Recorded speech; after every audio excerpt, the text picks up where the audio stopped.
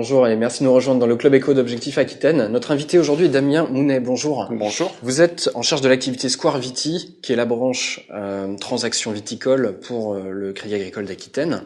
Est-ce que vous pouvez nous présenter, pour débuter, justement vos services auprès des clients et auprès des vendeurs, des propriétés? La caisse régionale du Crédit Agricole a développé une activité de transaction-acquisition au service de ses clients et au service de la viticulture. Donc cession et acquisition, vous opérez sur ces deux branches. Oui, tout à fait. C'est un accompagnement pour de la recherche de produits, que ce soit des parcelles ou des propriétés dans la totalité, ou après accompagner les vendeurs. D'accord. Est-ce que vous pouvez nous résumer en quelques chiffres votre activité en 2012? En 2012, c'était l'accompagnement d'une 50aine de transactions sur toute l'Aquitaine. D'accord. Sur certaines appellations, ou est-ce qu'au contraire vous couvrez l'intégralité de la région? Non, le but c'est d'accompagner l'ensemble des viticulteurs, donc que ça soit dans le Médoc, rive droite, rive gauche. D'accord.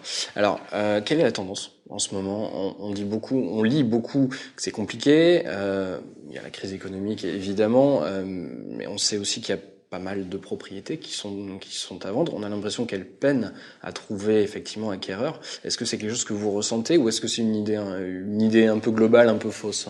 Alors, il y a du vrai, il y a du faux. Il y a certaines appellations où on va avoir des difficultés à trouver des acquéreurs, mais dès qu'on les met en situation de vente, donc avec respectant le cahier des charges, et puis j'irais d'embellir un peu la propriété, on trouve des acquéreurs. On est plus en difficulté de trouver des exploitations que des acquéreurs. D'accord. Est-ce qu'on peut faire le profil type, si je puis dire, du vendeur? Le profil type du vendeur, ça va être un problème de succession par rapport soit une charge par rapport à la transmission, et puis après ça va être la personne qui a plus de succession ou qui va avoir des difficultés par rapport à l'activité et qui va trouver une situation de vente. On est toujours dans un cadre de succession, finalement, arriver à peu près au moment de la retraite et le moment où il est temps de passer la main. Il n'y a pas peu ou pas de vente dans le courant de la vie active? Si, il y a des transactions parce que du fait, mettons, d'agrandissement ou après de complémentarité ou de repositionnement sur une appellation et des diversifications de territoire et de terroir. D'accord. Qu'est-ce qui est à vendre finalement? Est-ce que il y a certaines appellations par exemple où il y a une multitude de domaines? Est-ce que ce sont certains types de propriétés qui sont à vendre plus particulièrement? Tous les profils de propriétés sont à la vente actuellement, mais c'est vrai que les propriétés avec des châteaux, avec des belles demeures, trouvent plus facilement acquéreur parce que ça va être les critères de recherche. Donc la personne qui va d'abord vouloir une résidence et après un outil de production. D'accord. Alors parlons cette fois-ci de l'acheteur finalement. Là encore, quel est son profil type? Il y en a plusieurs. Ça va être soit la propriété de loisirs avec une petite superficie, avec une maison et ses résidences secondaires et activités secondaires. Après, ça va être l'agrandissement d'une structure. Donc développer un vignoble, et après ça va être l'investisseur qui est là vraiment pour faire du business avec un développement, avec une recherche d'un outil de production pour le no-tourisme ou après la commercialisation. Donc vous disiez il y a des listes d'attente sur certaines appellations notamment? On peut avoir des listes d'attente par rapport à des critères, voilà. Après on pourrait assembler différentes propriétés, mais c'est vraiment des listes d'attente avec des critères précis d'investissement par rapport à un projet en cours. D'accord.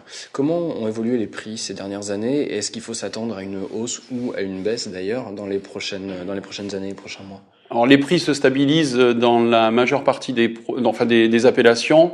Par contre, on arrive sur des appellations communales ou de prestige, où là, par contre, on a vraiment des montées de prix par rapport à des critères assez élitistes et par rapport à des marques aussi, où là, je dirais, c'est l'offre qui fait la demande. D'accord. Quelles sont les appellations qui sont les plus prisées finalement, où il y a en tout cas le plus de demandes? On a les communales médocaines, et puis après tout le secteur Saint-Émilion-Pomerol, la lande de Pomerol et les satellites de Saint-Émilion. D'accord. Sur les acheteurs, d'où viennent-ils? Est-ce qu'ils sont français, européens, asiatiques? Je dirais qu'on a la chance sur le Bordelais, je pense que c'est une opportunité aussi à saisir, d'avoir un attrait au niveau national et international. Quand on parle de la vague d'acquisition par rapport à des Chinois ou autres, je préfère qu'ils achètent sur le Bordelais. Ça va servir à la promotion, je dirais, de l'ensemble des propriétés, des marques, que de les voir investir dans des appellations concurrentes en Rioja où on n'aurait été que simple spectateur. D'accord. Alors, est-ce que vous parlez de vagues d'ailleurs vous-même, au final ça reste malgré tout une petite quarantaine de propriétés de châteaux qui sont aux mains d'investisseurs chinois. Est-ce qu'on peut réellement parler de vagues d'ailleurs? Et est-ce que c'est représentatif du marché que vous constatez? Je crois que c'est à peine 15% finalement de vos activités. Oui, les 15% représentent un peu plus de 500 hectares pour l'instant, avec peu d'acquéreurs au final. Donc après, c'est une vague médiatique, c'est un phénomène de mode. Je pense que la vague se fait plutôt à l'exportation, avec un marché chinois qui se développe de plus en plus.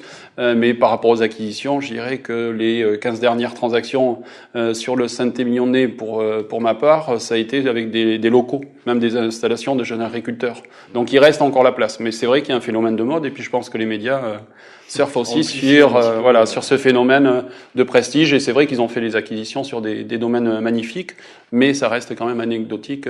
Et ils ont investi aussi sur des propriétés avec des grandes superficies, des belles demeures, et il n'y avait pas d'acquéreur en face parce que l'acquisition est quand même assez réglementée et contraignante pour tous. Comment voyez-vous le marché évoluer dans les prochaines années? Est-ce qu'effectivement on parlait des investisseurs chinois sont appelés à prendre de plus en plus de place finalement sur le marché français, ou est-ce que a priori on devrait rester au même niveau? Non, je pense que ça va se réguler, sauf que le profil du cédant est quand même âgé d'un peu plus de 55 ans. Donc à l'avenir, on aura quand même énormément de transactions, et avec un phénomène de regroupement d'exploitation, donc avec des superficies beaucoup plus importantes. On va vers un phénomène de concentration vraisemblablement. Concentration avec des produits phares, et on voit que des propriétés qui marchent très bien au niveau commercial arrivent à s'étendre ou à se diversifier sur des gammes avec des gammes de prix et de qualité. Voilà. D'accord. Cela dit, il faut que les vendeurs se mettent au niveau leur propriété, si je puis dire. C'est un manque encore que vous constatez. Voilà, tout à fait. Il faut s'adapter au marché, et par rapport au phénomène de vente, c'est pas parce qu'on met sa propriété en vente qu'on doit attendre l'acquéreur. Au contraire, c'est un déclencheur. C'est un catalyseur à faire des investissements et à rester à la pointe de la technologie, des normes sanitaires ou des normes phytosanitaires après sur le terrain. Donc, il y a un souci de prix également. Le prix se trop finalement. Tout à fait. Plus la réglementation est importante, plus il y a des investissements, et derrière, si l'investissement est effectué, je pense que l'acquéreur sait justifier, et on est là aussi dans l'intermédiation à justifier le prix, et après c'est pas à brader. Voilà, c'est vraiment une négociation, mais on arrive toujours à avoir une entente. Le final, c'est le jour de l'acquisition de l'acte authentique, d'arriver sur une entente cordiale, et c'est une transmission entre le vendeur et l'acquéreur.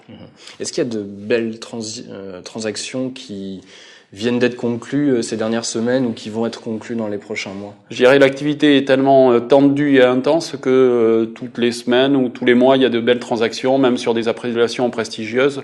Et à l'avenir, il y en aura encore d'autres. Et je pense qu'il y a la place pour tout le monde, pour des investisseurs de tout profil. Damien Mounet, merci. Merci, au revoir. Merci de nous avoir suivis.